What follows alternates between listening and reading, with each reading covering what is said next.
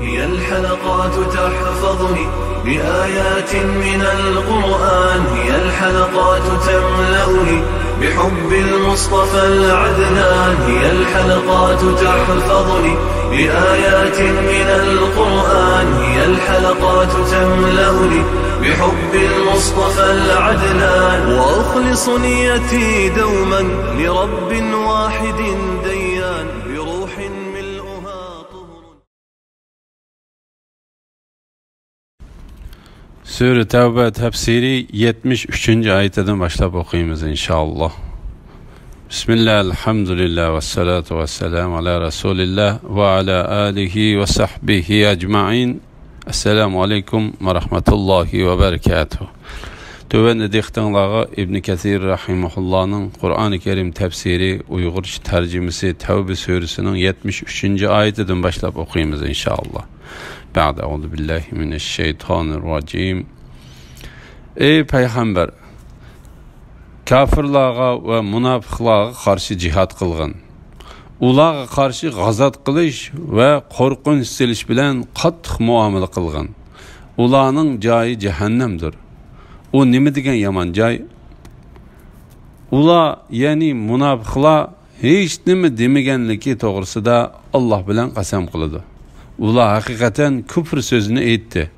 İslam diniga kirganligini ifodalagandan keyin kafir bo'ldi.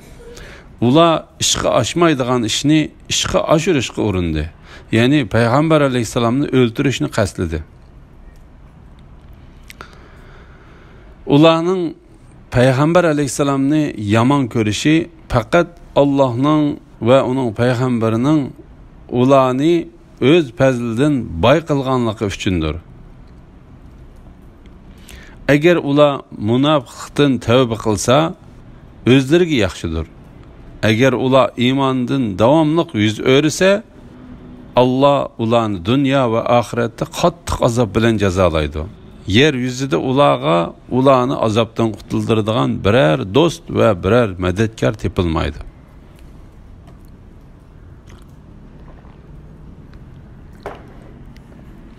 Kafirlarga ve münafıklarga karşı cihat kılışqa ve ularga qattiq qo'lluq qilishning buyurilganligi.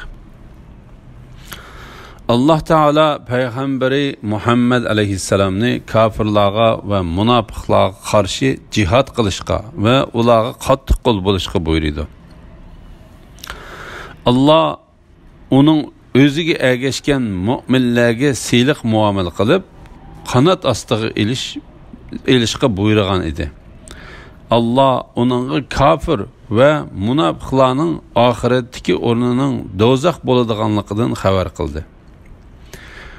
Kafirlarga ve münafıklarga karşı cihat qilgan. İbn Mas'ud bu ayet haqida mundaq deydi. Yani ularga karşı qo'li bilan cihat qiladi. Agar uningga qodir bo'lolmasa, ularning yuziga qopqini turib nafrat bilan qaraydi. İbn Abbas mundaq deydi. Allah Teala Muhammed aleyhisselamni kafirlarga qarshi qilish bilan, munofiqlarga qarshi til bilan cihat qilishga va ularga shafaqat qilmaslikka buyurdi. Zahhak mundaq deydi. Kafirlarga karşı qilish bilan cihat qilgan, münafıqlarga qattiq so'zlarni qilgan. Mana bu ularga qarshi cihat qilganlikdir. Muqatil ve Rabi' qatorliqlarmi bu oyatni Zahhakka o'xshash tafsir qilgan. Hasan ve Qatada münafıqlarga qarshi cihat qilish ularni shariat belgilemesi bo'yicha jazolashdir dedi. Yuqorida deyilgan so'zlarning orasida hech qanday zidlik yo'q. Chunki ularga o'xshamagan ahvollarga asosan birida undaq jazo berilsa, birida mundaq jazo berildi. Bu oyatning nozil bo'lish sababi Umaviy g'azotlar degan kitobida Abdurrahman ibn Abdullahdan uning cho'ng dadisi Ka'b ibn Malikning mundaq deganligini rivoyat qiladi. Payg'ambar alayhissalom bilan birga jihad qilishga chiqmagan ve ular haqida Qur'on nozil bo'lgan munofiqlarning ichida Julus ibn Suvayd degan munofiqim bor edi. Uning ayoli Umayr ibn Saidning onasi bo'lib, Umayr uning uyida cho'ng bo'lgan o'gay o'g'li edi. Qur'on nozil bo'lib, Allah munofiqlarning sifatlarini bayon qilgandan keyin Julus Allah'ның namı bilan qasamki, agar Muhammadning da'vatini rost bo'lsa, biz albatta eshikdan battar odamlar bo'lamiz dedi. Umayr ibn Said uning so'zini anglab, Allah Taolaning namı bilan qasamki, ey Julus, sen bana insonlarning eng suyimlikisan va eng yaxshisisan. Men sen yoqtirmaydigan biror ishning sana yetib kelishini hargiz xohlamayman. Sen shundoq bir so'zni qildingki, agar uni oshkor qilsam, seni kishilar orasida rasvo qilib qo'yman. Agar yoshirsam, sen mening halok bo'lishimga sababchi bo'lasan. Menga nisbatan birinchisi ikkinchisiga qaraganda osondir dedi. Ondan payg'ambar alayhisalomning qishig'i berib, Julusning aytgan so'zlarini yetkazdi. Bu ahvol Julusga yetganda u uydan chiqib payg'ambar alayhisalomning qishig'i keldida Alloh bilan qasam qilib turib, Umayr ibn Said menga degan so'zlarni men qilmadim. U haqiqatan menga yolg'onni chopladi dedi. Shuning bilan g'olib va buyuk Alloh uning haqida ular, ya'ni munofiqlar hech nima demaganligi to'g'risida Alloh bilan qasam qildi. Ular haqiqatan kufr so'zini aytdi. İslam diniga kirganligini ifodalagandan keyin kafir bo'ldi. Ular ishga oshmaydigan ishni ishga oshirishga urindi. Ya'ni payg'ambar alayhisalomni o'ldirishni qasdladi. Ularning payg'ambar alayhisalomni yomon ko'rishi faqat Allohning va uning payg'ambarining ularni o'z fazlidan boy qilganlik uchundir. Agar ular munofiqlikdan tavba qilsa, o'zlariga yaxshidir. Agar ular iymondan davomliq yuz o'risa, Allah ularni dunyo va oxiratda qattiq azob bilan jazolaydi. Yer yuzida ularni azobdan qutuldiradigan biror do'st va biror madadkor topilmaydi degan oyatni nozil qildi. Payg'ambar alayhisalom uningga bu oyatni o'qib berdi. Aytishlar qaraganda Julus nifaqlikdan o'zini butunlay tortib, haqiqiy tavba qilgan. İmam Abu Ja'far ibn Jarir ibn Abbas radhiyallohu anhumaning mundaq deganligini rivoyat qiladi. Payg'ambar alayhisalom bir tut daraxtning soyasida o'ltirib, haqiqatan sizlarning qishinglarga bir odam keladi. U sizlarga shayton ko'zi bilan qaraydi. Agar u kelsa, uning gap qilmanglar dedi. Ancha uzun o'tmay ko'k ko'z bir odam chiqib keldi. Payg'ambar alayhisalom uni chaqirib, "Sen va sening hamrohlaring nemishqim meni tillaysizlar?" dedi. O odam ketib hamrohlarini ilib keldi. Ular hech nima demadik deb Alloh bilan qasam qilishdi. Payg'ambar alayhisalom ularning gunohidan o'tdi. Shuning bilan g'olib va buyuk Alloh ular, ya'ni munofiqlar hech nima demaganligi to'g'risida Alloh bilan qasam qildi degan oyatni nozil qildi. Munofiqlarning payg'ambar alayhisalomni o'ldirishni planlashi. Ular ishga oshmaydigan ishni ishga oshirishga urindi. Ya'ni payg'ambar alayhisalomni o'ldirishni qasdladi. Ba'zilar bu oyat Julus haqida nozil bo'lgan. Chunki o'gay o'g'li uning aytgan so'zlarini payg'ambar alayhisalomga deb qo'yman deganligi uchun u uni o'ldirmoqchi bo'lgan dedi. Va ba'zilar bu oyat Abdullah ibn Ubay haqida nozil bo'ldi, chunki u payg'ambar alayhisalomni qasdladi dedi. Suddi bu oyat payg'ambar alayhisalomning rozi bo'lmaganligiga qaramay Abdullah ibn Ubayga toj kiydirmoqchi bo'lgan kishilar haqida nozil bo'ldi dedi. Rivoyat qilinishicha, payg'ambar alayhisalom Tabuk g'azotida yurish qilgan chaqda bir guruh munofiq uni yo'lda ketayotgan kechilarning birida qasdlab o'ldirib etmoqchi bo'lgan. Ular 10 necha nafar, 10 necha odam edi.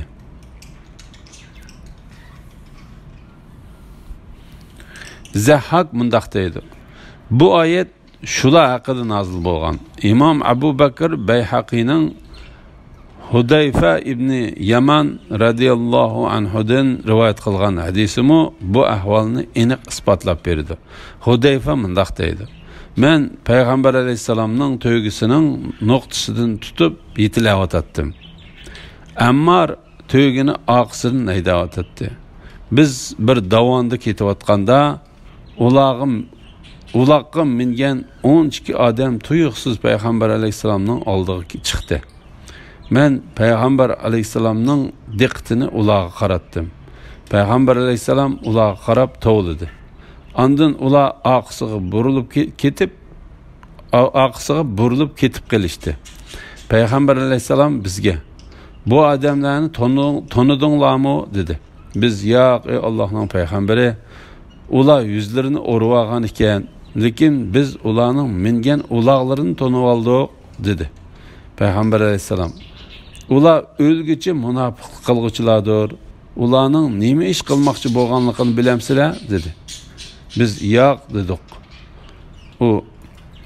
Ular davonda Allohning payg'ambarini qistab davondan tushirib etmoqchi bo'ldi dedi. Biz her bir kavm ularning beshini kesib sana evasi bo'lmamdi dedik.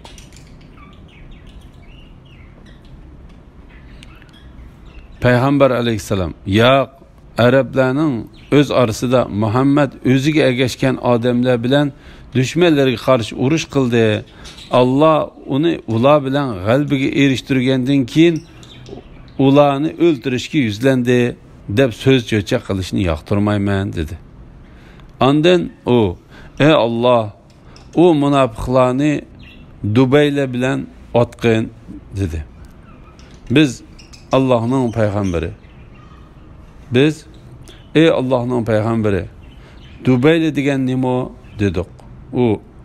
O bir köydürgü bulup ularning yurikiga qadilib o'ltirdi dedi. İmam Muslim Abu Tufaylning mundaq deganligini rivoyat qiladi. Davonga chiqqan odamlardan biri bilan Hudayfaning orasida azroq jidal bo'lib qoldi. O adam Hudayfaga Allohning nomi bilan davonga chiqqanlarning qancha odam ekanligini deb berishingni talab qilaman dedi. Boshqa odamlarmi Hudayfaga u sendan ularning sonini so'ragandikin deb bersang bo'lmamdi dedi. Hudayfa bizga xabar qilinishicha ular 14 odam edi. Agar men ularning qatorida bo'lsam 15 odam bo'lamiz. Allohning nomi bilan guvohlik beramanki, ulardan 12 odam bu dunyoda ve guvohlik beradigan qiyomat kunida Alloh taologa ve Allohning payg'ambariga qarshi jang e'lon qilguvchilardir dedi. Ulardan 3'i biz Payg'ambar alayhisalomning boshqalar jilg'ining ishchi bilan mansun degan nidosini anglamabdik. Ulardan 3'i biz Payg'ambar alayhisalomning boshqalar jilg'ining ishchi bilan mansun degan nidosini anglamabdik ve ularning qilmoqchi bo'lgan suiqasdni bilmabdik deb Payg'ambar alayhisalomga o'zir etdi. Payg'ambar alayhisalom bir sayliqda ketib etib, oldimizda az suv bor. Suvning qishiga mendan burun hech kim bormasin dedi. Biroq Payg'ambar alayhisalom suvning bo'yiga bir guruh odamlarning o'zidan burun berib bo'lganligini ko'rib, shu vaqtning o'zida ularga la'nat etdi. İmam Muslim Ammar ibn Yasir'dan Payg'ambar alayhisalomning mundaq deganligini rivoyat qildi.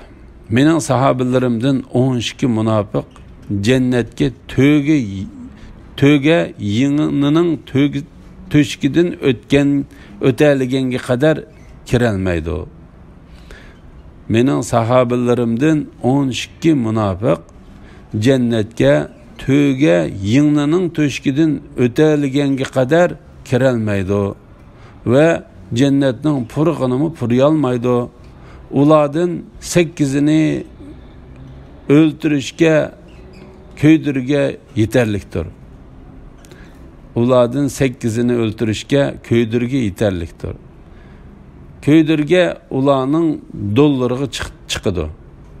Oxirida ko'kraklarga kengaydi. Shunga Hudayfa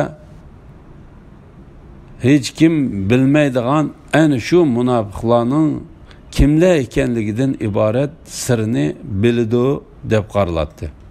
Payg'ambar alayhisalom ularni hech kimga deb bermay Hudayfaga deb bergan. La ilaha illalloh, la ilaha illalloh. Ularning Payg'ambar alayhisalomni yomon ko'rishi faqat Allohning va uning payg'ambarining ularni o'z fazlidan boy qilganligi uchundir. Ya'ni Allah ularni payg'ambar alayhisalomning barakati bilan boy qilgandan boshqa payg'ambar alayhisalomning o'zlarining oldida hech qanday gunohi yo'q. Allah payg'ambariga baxt saodat ato qildi. Agar bu baxt saodat ular orasida umumlashsa edi, Allah ularni payg'ambar alayhisalom ilib kelgan haqiqatga albatta hidoyat qilgan bo'ladi. Bu vaqtda payg'ambar alayhisalom ansarlarga mundaq degan edi. Men sizlar bilan uchrashganda sizlar ozg'unlik ichida emasmidinglar? Allah men orqali sizlarni hidoyat qildi. Sizlar chechilang'o edinglar. Allah Taala men orqali sizlarni birlashtirdi. Sizlar kambag'al edinglar. Allah men orqali sizlarni boy qildi. Payg'ambar alayhisalom har bir so'zni qilganda ansarlar Allah va uning payg'ambari minnat qilishga eng haqlidir deyishdi. Ondan Allah Taala munofiqlarni tavba qilishga chaqirib mundaq deydi. Agar ular munofiqlikdan tavba qilsa, o'zlariga yaxshidir. Agar ular iymondan davomli yuz o'rsa, Allah ularni dunyo va oxiratda qattiq azob bilan jazolaydi. Ya'ni agar ular munofiqlik yo'lini davomlashtirsa, Allah ularni dunyoda o'ltirish, qayg'u hasratga selish bilan qattiq jazolaydi. Oxiratda xor va rasvo qilg'ichi qattiq dardli azob bilan azoblaydi. Yer yuzida ularni azobdan qutuldiradigan biror do'st va biror madadkor topilmaydi. Ya'ni ularga baxt saodat bag'ishlaydigan, yordam qiladigan hech bir odam topilmaydi. Ular ne yaxshilikqa erisholmaydi, ne o'ziga kelgan yomonlikni to'siy olmaydi. Ularning ichidagi ba'zilar agar Alloh bizga o'z fazlidan ato qilsa, ya'ni rizqimizni keng qilsa, albatta sadaqa beradiq, albatta yaxshilardan bo'ladiq deb Allohga ahd qildi. Allah ularga o'z fazlidan ato qilgan, ya'ni boy qilgan chaqda bexillik qilishdi va ahdini buzib Allohga va Allohning payg'ambariga itoat qilishdan yuz o'rishdi. Ular sadaqa qilamiz, yaxshilardan bo'lamiz deb Allohga bergan ahdisiga xiloflik qilganliklari, iymonini, ihsonini da'vo qilishdi. Iymonini, ihsonini da'vo qilishdiki, yolg'onchiliklari uchun Allohga muloqot bo'ladigan kun, ya'ni qiyomat kuniga qadar munofiqning dillarida yiltiz tortib turishini Allah ularning ishining oqibati qildi. Allah'ның ularning ichki sirlarini o'zaro qilishgan yo'shirin so'zlarini bilib turadiganligini, bütün g'ayblarni cho'nqur biladiganligini ular uqmamdi. Pul mal talab qilish, ondan sadaqa berishga bexillik qilishning munofiqlarning alomatlaridan ekanligi. Alloh taolo mundaq deydi. Munofiqlardan ba'zilar Alloh taologa va'da berib, agar Allah bizni o'z fazlidan boy qilsa, biz albatta Allah rızıq qılıb bergen bu baylıqdan sadaqa beretdik ve çoxum yaxşı kişilerden bolatdik deydi. Ular baylıqqa erişgende bu vədəsiga vəfa qılmaydı ve qılğan davasını əməlgə aşırmaydı. Allah ularning bu qılmışığa nifaqlıqni ta ki kıyamet günü ular g'olib ve büyük Allah Teala'ga uçraşkan kadar ularning dillarida yıldız tartqızıdı. Allah bizni bu nifaqlıqdan saqlasın. Amin. Ular sadiq qilamiz, yaxshilardan bo'lamiz deb Allohga bergan ahdisiga xiloflik qilganliklari, iymonni, ihsonni da'vo qilishdiki yolg'onchiliklari uchun, ya'ni ularning va'daga xiloflik qilganligi va yolg'onchilik qilganligi uchun Allah ularning dillaridagi munofiqlikni ularning yomon oqibati qildi. İmam Buxoriy ve Müslim Peygamber Aleyhisselam'ın bu vaqtda mundaq deganligini rivoyat qiladi. Munafiqning alomati 3'tür. Sözlisi yolg'on so'zlaydi, va'da qilsa xiloflik qiladi. Amonatga xiyonat qiladi. Allah'ning ularning ichki sirlarini, o'zaro qilishgan yo'shirin so'zlarini bilib turadiganligini, bütün g'ayblarni cho'nqur biladiganligini ular uqmamdi.